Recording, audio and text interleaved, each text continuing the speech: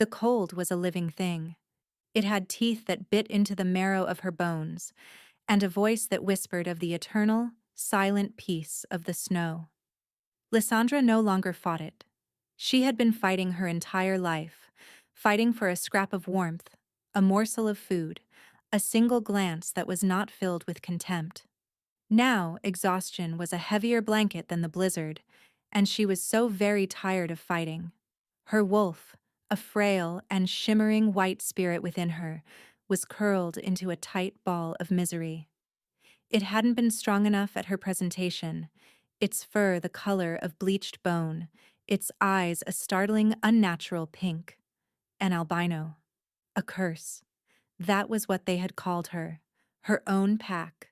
Her own blood. The memory was a shard of ice lodged permanently in her heart, colder than the wind that tore at her thin tunic. She stumbled, her bare feet numb and useless against the frozen ground. The forest was a maze of skeletal trees, their branches clawing at the bruised purple sky. This was the edge of the Shadow Wolf territory, a place no sane wolf would tread. But Lysandra was not sane. She was broken. And broken things did not fear other broken things. Her mind, a traitorous vessel, drifted back to that day. The great hall of the Silver Moon Pack had been suffocatingly warm, filled with the scent of pine and anticipation. She had stood on the dais, 17 years old, her white hair a stark beacon of her shame. Lord Valerius, her uncle and the pack's high counselor, had looked at her not with familial pride, but with a disgust so profound it had felt like a physical blow. "She is a flaw in our noble line," his voice had boomed, each word a hammer blow against her already fragile spirit. An omen of weakness. Her wolf is a pale ghost, a mockery of the strength the moon goddess bestows upon us. No true alpha would have her. She is rejected. She is nothing. He had not been her fated mate, but as her guardian, his public rejection held the weight of a final judgment. The assembled pack had not protested. They had murmured in agreement, their eyes a mixture of pity and revulsion.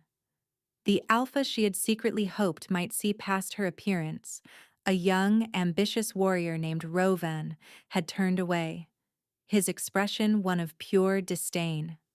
That was the moment the ice had truly formed, encasing her heart in a prison of worthlessness. Her mother, Elindra, had died years ago, but her last words haunted Lysandra's waking moments and her dreams. "Be silent, my sweet girl. Endure. Your heart is your strength, even if they cannot see it. Do not let their cruelty extinguish your light."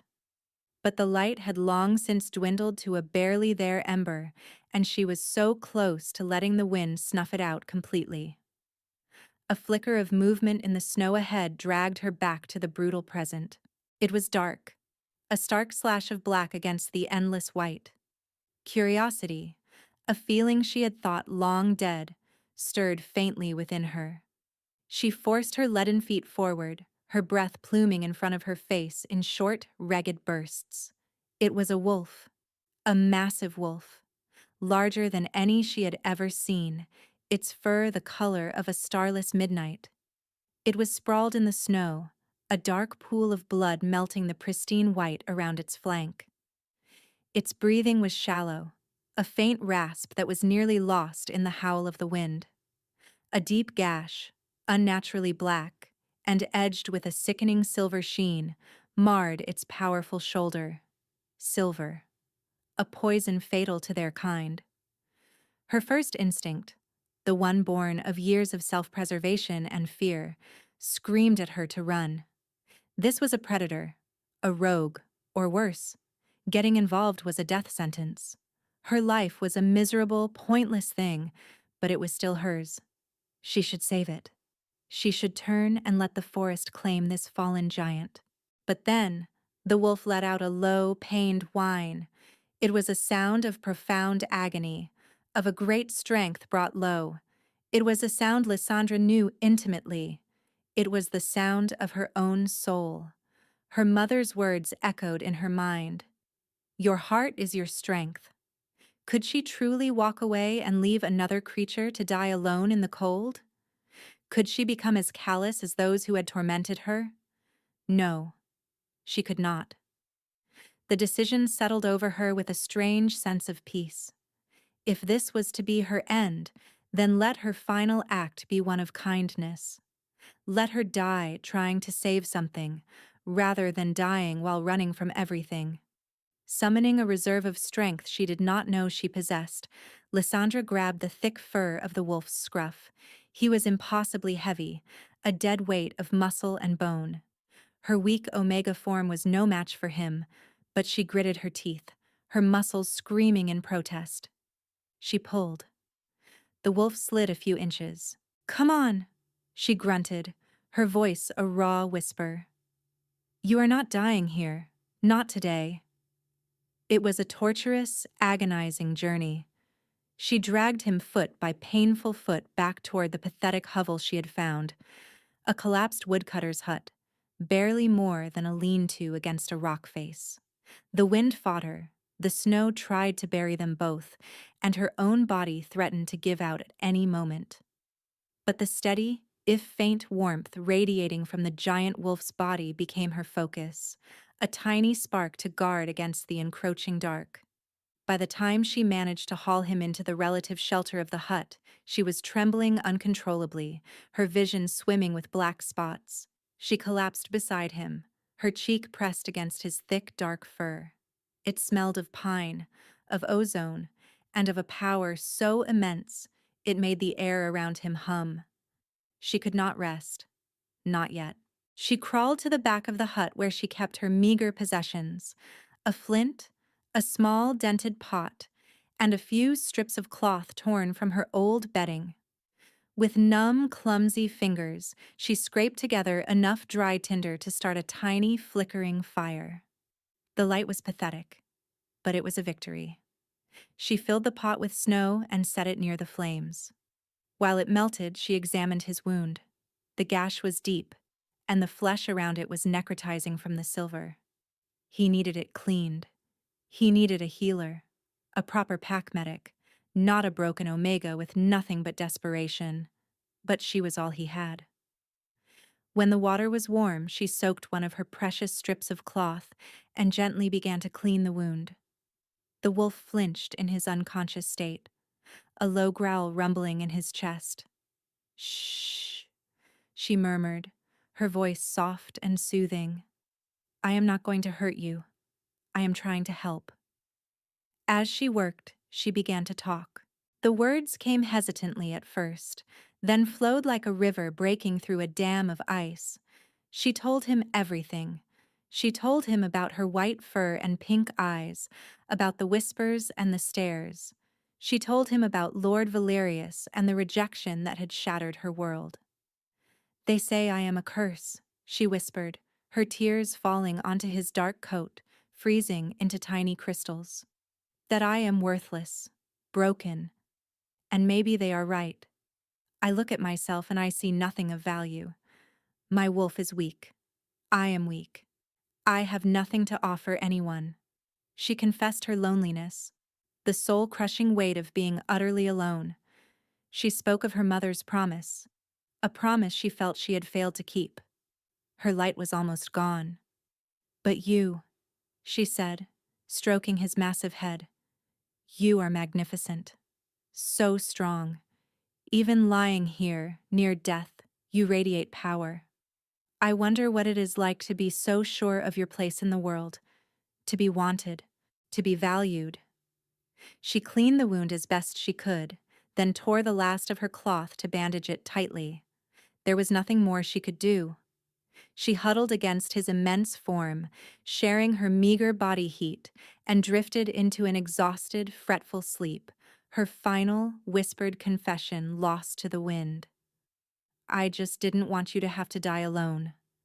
Lysandra awoke to a sound that sent a spike of pure terror through her. Howls, not the wild, chaotic calls of rogues, but organized, powerful howls that spoke of discipline and a singular purpose. A search party. Her heart hammered against her ribs. They had come for the wolf. Or worse, they had come for her. Had someone from her old pack followed her, determined to finish the job of casting her out for good? She scrambled back, pressing herself against the cold rock wall of the hut. The giant wolf stirred beside the dying fire. He lifted his head, his ears twitching. A low, commanding growl rumbled in his chest, not directed at her, but at the sounds from outside. Then the air in the small hut shifted. It grew thick, heavy, shimmering with an energy that made the hairs on her arms stand on end. Light, brighter than the dawn, erupted from the wolf's form. Lysandra threw an arm over her eyes, blinded. It was the light of a shift, but more powerful than any she had ever witnessed. It was raw, primal creation. When the light subsided, the wolf was gone. In his place, lying on the dirt floor, was a man. He was naked, his body a tapestry of corded muscle and old scars, a testament to a life of battle. But it was his face that stole her breath. He had high cheekbones, a strong jaw dusted with dark stubble, and black hair that fell across his brow. He was the most beautiful and terrifying man she had ever seen. He pushed himself into a sitting position, his movements stiff from the silver poisoning but still imbued with an undeniable grace. Then he opened his eyes. They were not the warm brown or amber of most wolves. They were a startling, piercing silver like twin pools of liquid moonlight. They fixed on her, and in their depths, she saw not disgust or pity, but a dawning, incredulous recognition. Before either of them could speak, the makeshift flap of the hut was torn aside. A man stood silhouetted against the morning light, flanked by two other warriors in imposing black leather armor. The man in the center was broad and stern, a jagged scar running through his left eyebrow. His eyes widened in shock as he saw the man on the floor. "Your Majesty," he breathed, dropping instantly to one knee. The two guards followed suit without hesitation. Majesty? Lysandra's mind reeled. The king? The Shadow Wolf King? Theron? The ruler of the largest, most feared territory on the continent? The alpha of all alphas? It was impossible. He was a myth. A legend whispered about in terrified tones. King Theron ignored his men. His silver gaze never left Lysandra, who was still huddled against the wall, trembling like a frightened rabbit. He took in her ragged clothes, her thin frame, her stark white hair, and wide, terrified pink eyes. A strange, unreadable emotion crossed his face. "Gideon." The king's voice was a low, gravelly rumble that vibrated through the very stones of the hut. "My clothes." The stern beta, Gideon, scrambled to obey, pulling a bundle from a pack and offering it with a bowed head. The king rose, his powerful form blocking out the light. He dressed with an economy of motion, never taking his eyes off her. Lysandra felt utterly exposed, stripped bare not by his nudity, but by the intensity of his stare. "I was ambushed," Theron stated, his voice now holding the clear, commanding tone of a ruler addressing his subjects. "Rogues, a dozen of them, their claws laced with silver nitrate. A cowardly attack in the blizzard." He gestured to the bloody rags on the floor. "She found me. She saved my life." Gideon's gaze flickered to Lysandra, his expression a mixture of disbelief and grudging respect. He had clearly expected to find his king's killer, not a half-starved Omega girl. Theron took a step toward her. Lysandra flinched, pressing herself harder against the rock. He stopped, a flicker of pain crossing his features. He held up his hands in a gesture of peace. "I will not harm you," he said, his voice softening, losing its regal edge and becoming something more personal, more intimate. It wrapped around her like a warm cloak. "You, who saved me when you had nothing. You, who tended my wounds when you were freezing yourself. You, who spoke your heart into the darkness, believing no one was listening." Lysandra's blood ran cold. He had been awake. He had heard her pathetic, tearful confession. The shame was so absolute, so suffocating she wished the ground would swallow her whole. I I didn't know, she stammered, her voice barely a squeak. I know, he said gently. He took another slow step, closing the distance between them until he was looming over her. He knelt, bringing his silver eyes level with hers. The power rolling off him was immense, yet it wasn't threatening. It was protective. He reached out, his calloused fingers gently touching a strand of her white hair. A jolt, like lightning, shot through her at his touch. It wasn't painful. It was a shock of pure, unadulterated energy. A connection. He stared at her, his expression one of profound wonder, of a man who had been searching for a millennium and had finally found what he was looking for. Then, he spoke the word that would shatter her broken world and rebuild it anew. Mate. The word hung in the air, a detonation of impossible hope. Lysandra stared at him, her mind refusing to process it. Mate. Him? The Alpha King? Her? The cursed Omega? It was a joke. A cruel, terrible joke. Laughter, thin and hysterical, bubbled up from her chest. No, she choked out, shaking her head frantically. No, that's not possible. It's a mistake. The moon goddess would never. I'm. She couldn't finish.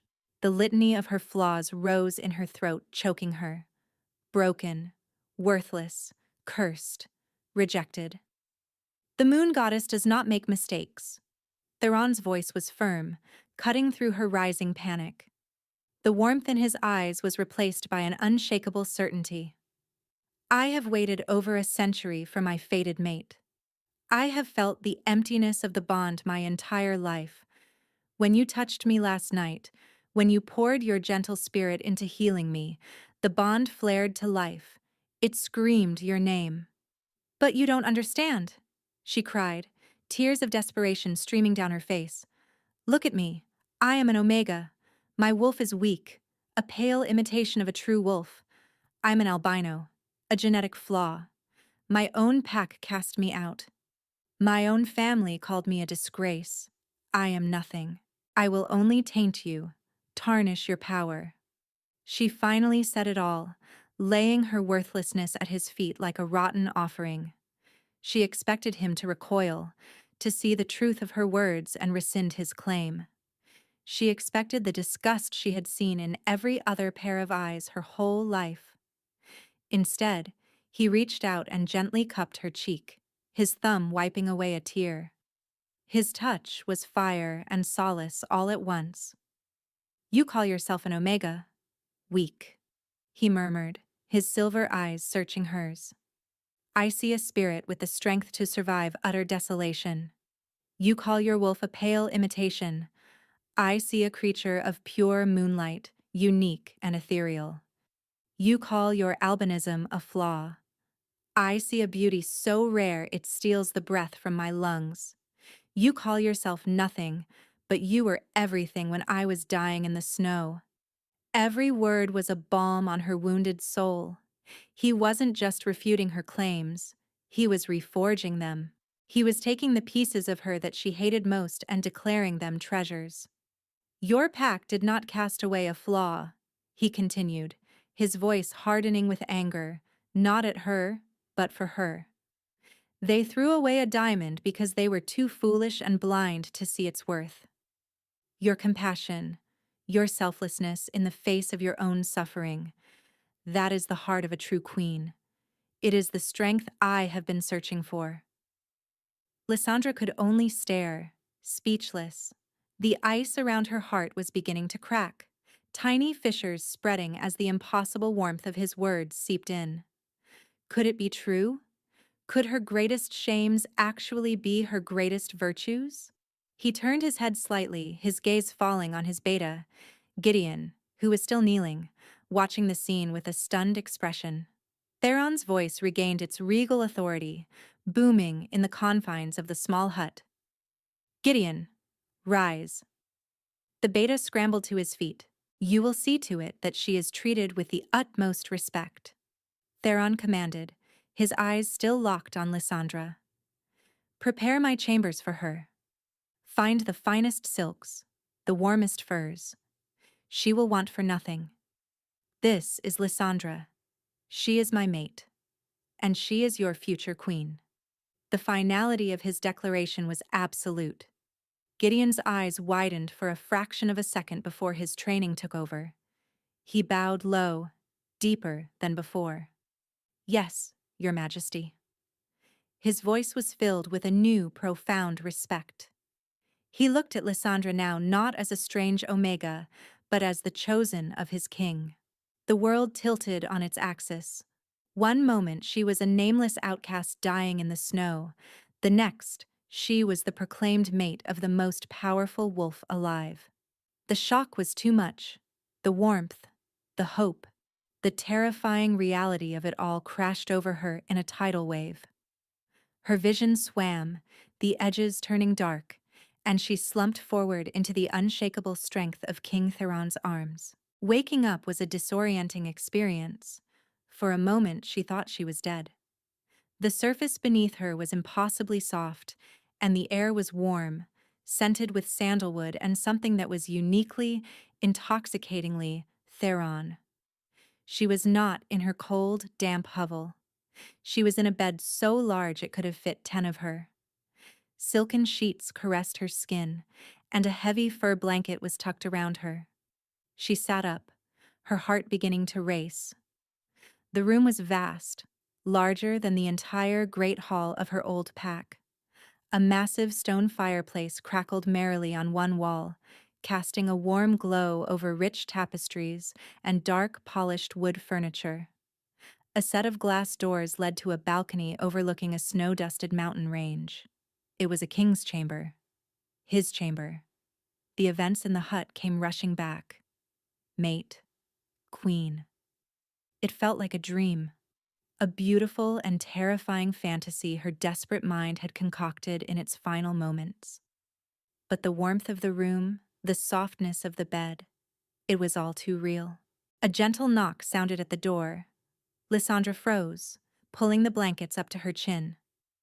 "Come in," a voice called from the other side of the room. She turned to see Theron sitting in a large armchair near the fire, a book open in his lap. He hadn't been looking at her, giving her space. He was dressed in simple black trousers and a dark gray tunic, yet he still radiated an aura of immense authority. The door opened and a young maid entered, carrying a tray laden with food. She kept her eyes respectfully lowered. "Your breakfast, my queen," she murmured, placing the tray on a small table near the bed. The title made Lysandra flinch. The maid bowed and scurried out, closing the door softly behind her. The tray was filled with more food than Lysandra had seen in a year. There was steaming porridge with berries, fresh bread with honey, sliced meats, and fragrant tea. Her stomach growled, a painful, humiliating sound in the quiet room. "Please, eat," Theron said, his voice soft. He closed his book and set it aside, giving her his full attention. "You need your strength." Hesitantly, Lysandra shifted to the edge of the bed. She noticed for the first time that she was wearing a simple, clean nightgown of soft white cotton. Someone had washed the grime from her skin and hair while she was unconscious. She felt a flush of shame, but also a flicker of gratitude. She ate slowly at first, then with a hunger that shamed her. The food was ambrosia, each bite a burst of warmth and flavor that chased away the lingering cold inside her. Theron watched her, his silver eyes patient, his expression gentle. He did not speak, allowing her the dignity of sating her starvation without comment. When she was finished, she pushed the tray away, feeling more human than she had in years. But the fear remained, a coiled serpent in her belly. This was all a mistake. Any moment now, he would look at her properly, see the broken thing she was, and this dream would end. "This is overwhelming," she whispered, her gaze fixed on her hands which were twisting the silken sheet. "I know," he replied. "I do not expect you to simply accept this overnight. You have known a lifetime of cruelty. Trust is not easily given." He rose and walked to the glass doors, staring out at the mountains. "This is my sanctuary, my home. You are safe here, Lysandra. No one will harm you. No one will look upon you with anything but the respect you are owed." But they would, she thought. They would see her, the pale, weak Omega, and they would wonder why their mighty king had chosen such a flawed mate. They would whisper behind their hands, just as her old pack had. The setting had changed, but her own deficiencies had not. Over the next few days, Theron was true to his word. He was endlessly patient. He did not push her, did not demand she accept the bond or perform any duties. He simply existed beside her. He had a separate room prepared for her, connected to his by a private sitting area, giving her a space that was her own. He invited her to walk with him in the castle's vast, snow-covered gardens. He took her to the library, a magnificent two-story room filled with thousands of books, the scent of old paper and leather a comfort to her frayed nerves. He talked to her, telling her about his kingdom, his people, his duties. And he listened. He asked her about the plants she knew, the stories her mother had told her. He treated her not as a conquest or a symbol, but as a person. And slowly, terrifyingly, the ice around Lysandra's heart began to melt. The pull of the mate bond was a constant, warm hum beneath her skin, a feeling of safety and belonging she had craved her entire life. But the castle was not just Theron. It was filled with his court, his staff, his pack. While most followed Gideon's example, bowing respectfully and treating her like the queen she was supposed to be, not all eyes were kind. She felt them most acutely in the dining hall. Theron had insisted she join him for meals, and sitting at the high table next to him felt like being on a stage. She saw the sideways glances, the whispered comments. One noblewoman in particular, a stunningly beautiful she-wolf with fiery red hair and a predatory gaze named Cyrilda, made no effort to hide her disdain. "Such a delicate complexion," Cyrilda commented one evening, her voice loud enough for Lysandra to hear. "One hopes our queen has the fortitude for our harsh mountain sun. It can be so unforgiving to those not blessed with a strong constitution." Lysandra shrank in her seat, the familiar sting of shame making her skin prickle. Theron's fork clattered onto his plate. The hall fell silent, his silver eyes, cold as a winter storm, fixed on Cyrilda. "My mate's beauty is like the rare winter rose, Lady Cyrilda," he said, his voice dangerously soft. "It thrives in conditions that would cause more common blossoms to wither and die. I suggest you remember that." Cyrilda's face paled, and she immediately bowed her head. "My apologies, Your Majesty. I meant no offense." But her eyes, when she dared to glance at Lysandra again, were filled with venom. The head cook, a stout, sour-faced woman named Magra, was another source of subtle torment. Lysandra's meals would arrive lukewarm, or a dish she had expressed a liking for would suddenly be unavailable. They were small slights, petty cruelties that were impossible to prove, but they chipped away at her fragile, budding confidence. Each one was a whisper that said, "You don't belong here." She found herself retreating into the shell she had built over years of abuse. She would hide in her room or the library, avoiding the crowded halls. The fear was a constant companion. What if Theron grew tired of defending her? What if he finally saw what Cyrilda and Magra and all the others saw? What if this warmth was just a temporary reprieve before an even colder winter? One evening, she stood on her balcony, staring at the moon. It was full and bright, casting the snow-covered peaks in an ethereal glow. The mate bond tugged at her, a silent call from Theron's room next door. It promised comfort, safety, an end to her loneliness, but she was too afraid to answer it. To accept the bond fully was to give him the power to destroy her. To be rejected once was agony. To be rejected by her true mate, after tasting this impossible hope, would be an oblivion from which she would never return. She wrapped her arms around herself, a familiar, lonely gesture. "I am not a queen," she thought, the words a painful refrain. "I am a ghost, a pale shadow haunting a king's palace. Sooner or later, the sun will rise, and I will fade away." The decision to trust, to truly believe she was worthy, felt like a leap into a chasm, and she was terrified of the fall. The day the Northern Council delegation was announced, a knot of pure dread formed in Lysandra's stomach. Theron had explained that it was a routine diplomatic visit, a renewal of trade agreements and territorial pacts. He wanted her by his side in the throne room when he received them. "It is time they saw their queen," he had said, his voice gentle but firm. Lysandra had wanted to refuse, to hide in the library until they were gone. But she saw the hope in his eyes, the quiet belief in her strength. She could not disappoint him, so she allowed the handmaidens to dress her in a gown of deep midnight blue velvet that contrasted sharply with her white hair and adorned her with a simple silver circlet. She looked in the mirror and saw a stranger, a pale, frightened girl playing dress-up. She walked into the great hall on Theron's arm, her hand trembling in the crook of his elbow. He squeezed it reassuringly. The hall was filled with his court, all dressed in their finest. The air was thick with anticipation. Lysandra kept her eyes fixed on the massive double doors at the far end of the hall, her heart hammering a frantic rhythm against her ribs. The herald's voice boomed. "Announcing the delegation from the Northern Council, led by Lord Valerius of the Silver Moon Pack." The name struck Lysandra like a physical blow. Lord Valerius, her uncle, the architect of her misery. The blood drained from her face and her knees went weak. She stumbled, and only Theron's strong arm around her waist kept her from falling. "Breathe, Lysandra," he murmured in her ear, his voice a low growl.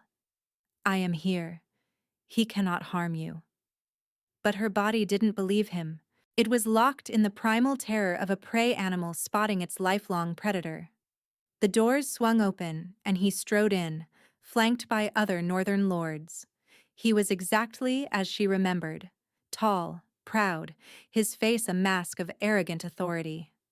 His eyes swept the hall, taking in the power and wealth of the Shadow Wolf court. Lysandra instinctively tried to shrink behind Theron to make herself invisible. But it was too late.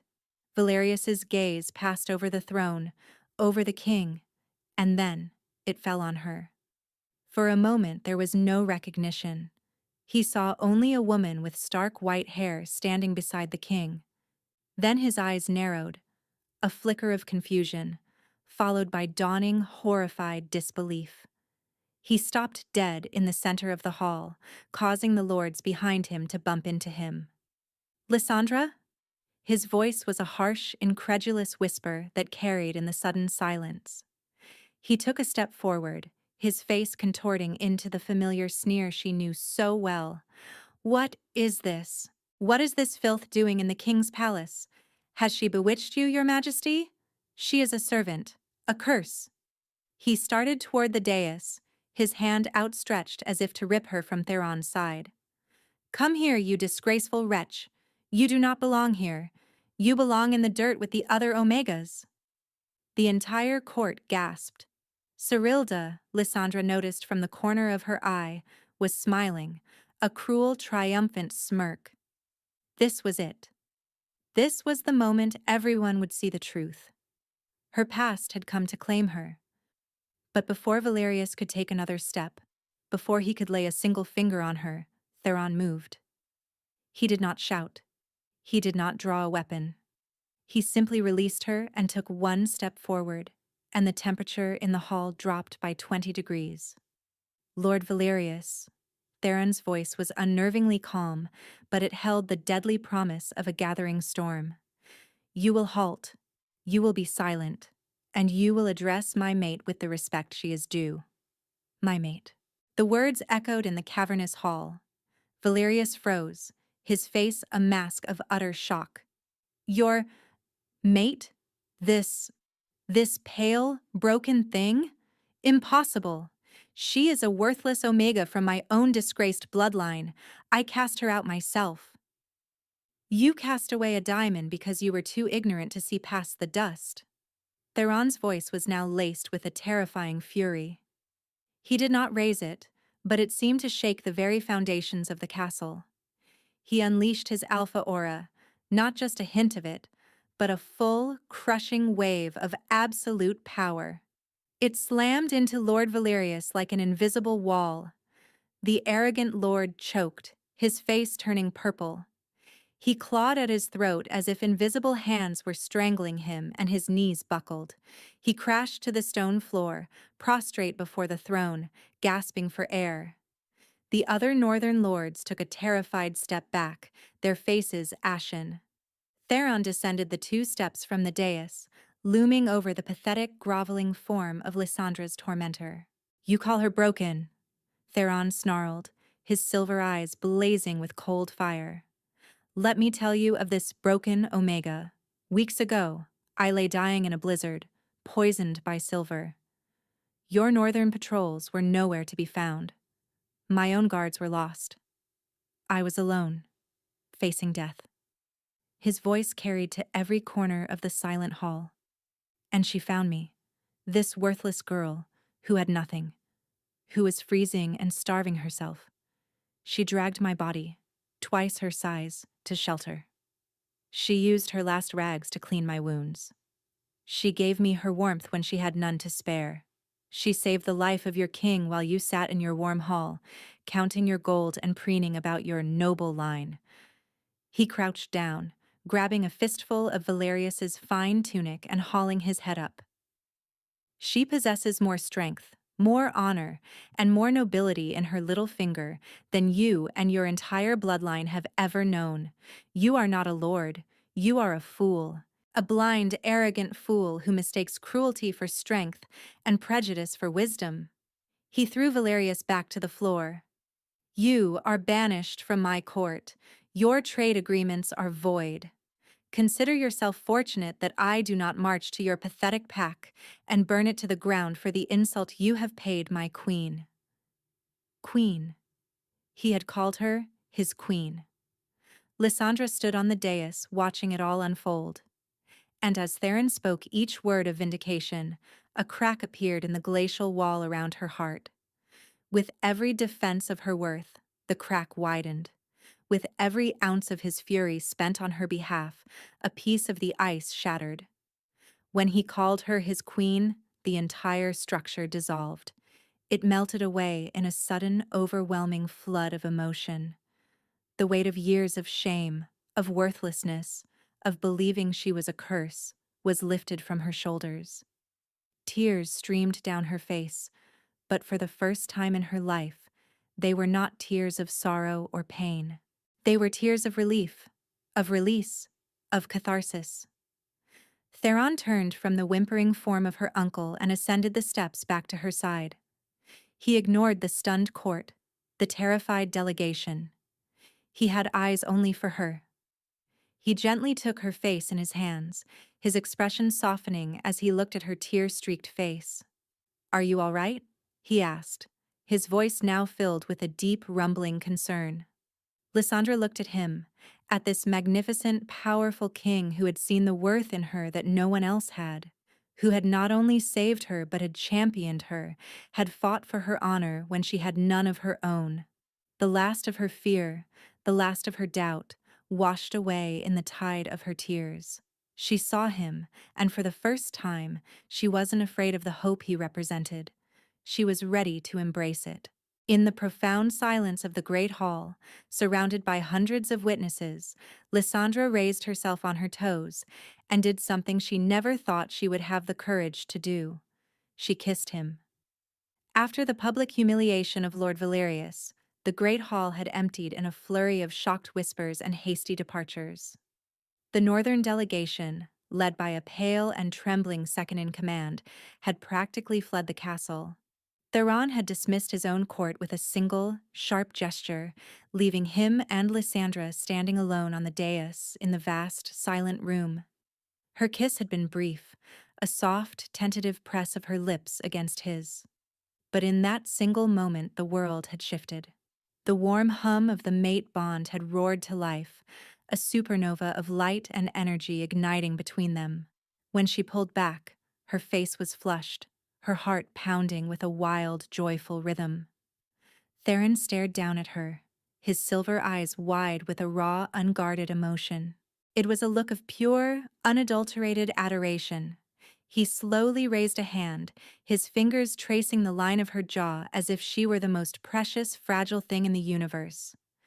Lysandra. He breathed her name, and it was a prayer. The last shard of her doubt, the final echo of Valerius's cruelty, dissolved into nothingness. The fear was gone. In its place was a certainty so profound it felt as though it had been forged in the heart of a star. This was right. This was her destiny. Not the one of rejection and misery she had been assigned, but the one the goddess had intended all along. I was so afraid, she confessed, her voice clear and steady for the first time. I was afraid that if I let myself believe this was real, it would be taken from me. That you would see what everyone else saw and cast me aside. I will never cast you aside, he vowed, his voice thick with emotion. You are the other half of my soul. To cast you aside would be to destroy myself. She looked into his eyes, the beautiful silver pools that had seen her, truly seen her, from the very beginning. She placed her hand over his, pressing his palm against her cheek. I'm not afraid anymore, she whispered. I choose this. I choose you, Theron. Her words, her declaration of agency were the final key. It was not just fate or a bond imposed upon her. It was her choice, her acceptance. A smile, the first genuine, soul-deep smile of his life, transformed his stern face, making him look younger, almost boyish. Relief and a joy so potent it was almost painful radiated from him. Then I will spend the rest of my very long life proving that your trust is not misplaced, my queen, he murmured. He lowered his head, and this time his kiss was not tentative, it was acclaiming. It was fire and lightning, a torrent of all the loneliness, the longing, the centuries of waiting, poured into a single earth-shattering connection. Lysandra met his passion with her own, a lifetime of pent-up love and a desperate need to be cherished finally unleashed. It was not a kiss of seduction, but of homecoming. It was the two fractured halves of a single soul finally clicking back into place. Every broken piece of her was mended, every cold corner of her heart flooded with a brilliant, consuming warmth. The bond between them solidified, a tangible thing of light and power, weaving their spirits together for eternity. When they finally broke apart, both were breathless, their foreheads resting against each other. The world had been remade.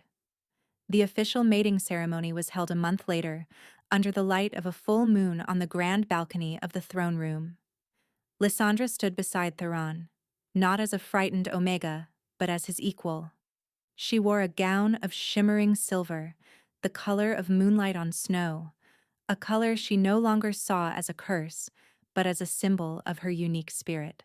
Her white hair was woven with tiny diamonds that glittered like starlight.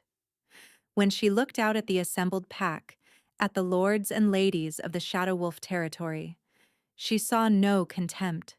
She saw only awe and reverence for their new queen. Her story had spread like wildfire, the tale of the outcast Omega whose compassion had saved their king. Her supposed weakness had been revealed as the kingdom's greatest blessing. She was no longer Lysandra the Broken, she was Lysandra, the moon-blessed queen. In the years that followed, she reigned at Theron's side not with an iron fist, but with an open heart. She never forgot the cold, the hunger, the sting of being an outcast. She used her power and influence to establish sanctuaries for the packless, the weak, and the rejected. She sought out those who, like her, had been deemed flawed, and she showed them that their differences were their strengths. Her compassion, the very thing that had caused her so much suffering, became the bedrock of a new era of peace and prosperity for the kingdom. Her journey had been one of unimaginable pain, a long, dark road of suffering and isolation. But she now understood that her rejection had not been an end. It had been a necessary, brutal detour that had led her out of the shadows of a pack that could not see her worth and into the arms of a king who saw her as his entire world. Standing on the balcony on a cold winter's night, her hand held firmly in Theron's, she watched the snow fall gently over their peaceful kingdom. The cold no longer held any terror for her. It was just a reminder of the night she had found a fallen king in the snow, and in saving him, had finally saved herself. She was home. She was loved. She was whole.